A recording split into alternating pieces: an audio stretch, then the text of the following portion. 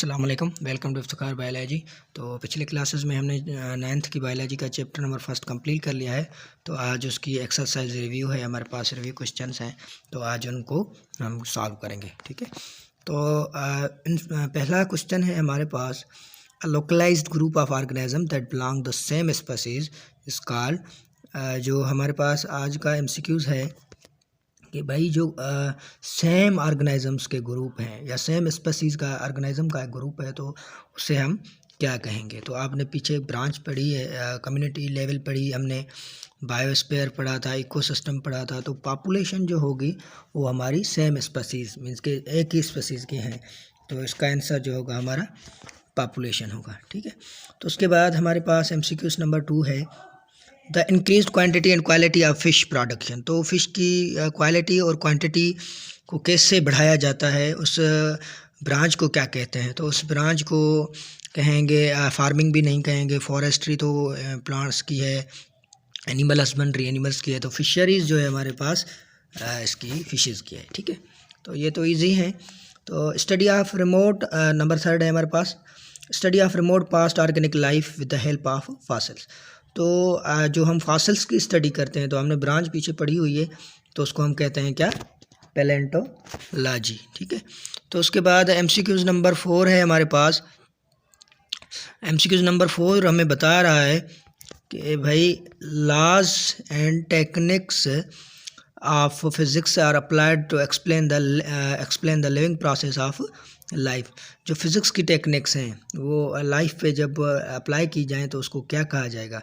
तो जाहिर सी बात है, बायोमेट्री नहीं कहा जाएगा, बायोस्टैटिक्स भी नहीं, बायोइकोनॉमिक्स भी नहीं, बायो फिज़िक्स कहेंगे उसे। ठीक है, तो उसके बाद नंबर 5 ऑप्शन है हमारे पास, चूज़ दी इनकरेक्ट स्टेटमेंट। तो इनमें से जो गलत स्टेटमेंट है वो हमें मालूम करनी है।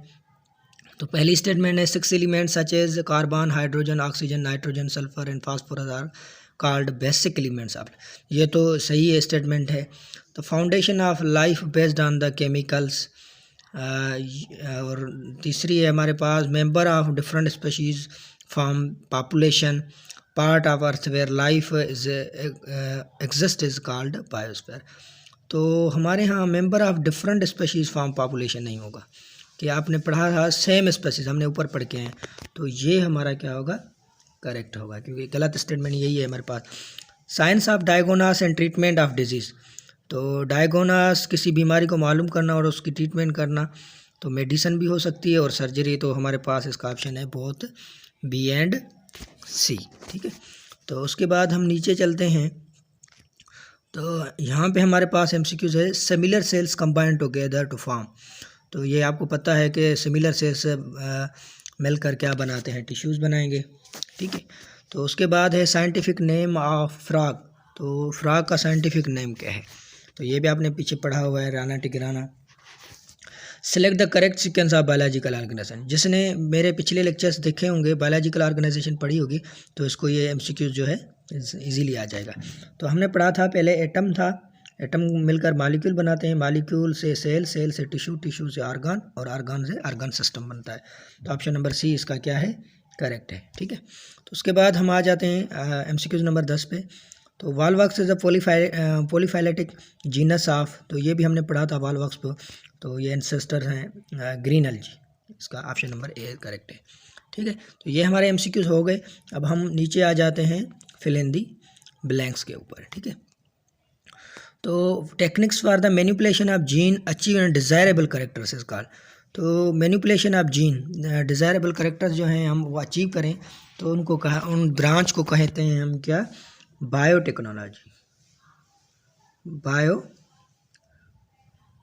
मैं यहाँ पे लिख नहीं रहा, मैं आपको बता रहा हूँ, बस आप उसको नोट करते जाएं। ठीक है, नंबर 2 MCQs है हमारे पास, distribution of different living organism in different regions of the world. तो जो हमारे पास है डिस्ट्रीब्यूशन है, तो डिफरेंट रीजन्स हैं, तो उसको हम कहेंगे बायोजियोग्राफी। ठीक है, तो बायोजियोग्राफी है डिस्ट्रीब्यूशन, जैसे डिफरेंट ऑर्गेनिजम्स की रीजन्स को डिवाइड किया गया। नंबर 3 है हमारे पास, part of the agriculture the development of new varieties of the plant and their fruit is.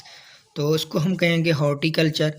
ठीक है, नंबर 4 है हमारे पास, bio elements consider the vital for life are dash dash in members. तो ये मेंबर्स इनको नहीं लिखना चाहिए यहाँ पे, तो यहाँ पे लिखना पड़ेगा नंबर्स, कितने नंबर्स में।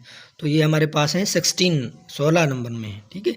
तो उसके बाद हमारे पास है number 5, member of different species living in specific habitat is called community. तो इसको हम क्या कहेंगे, कम्युनिटी। डिफरेंट स्पेसीज अगर सेम हो गए तो हम उसको पॉपुलेशन कहते हैं, ठीक है।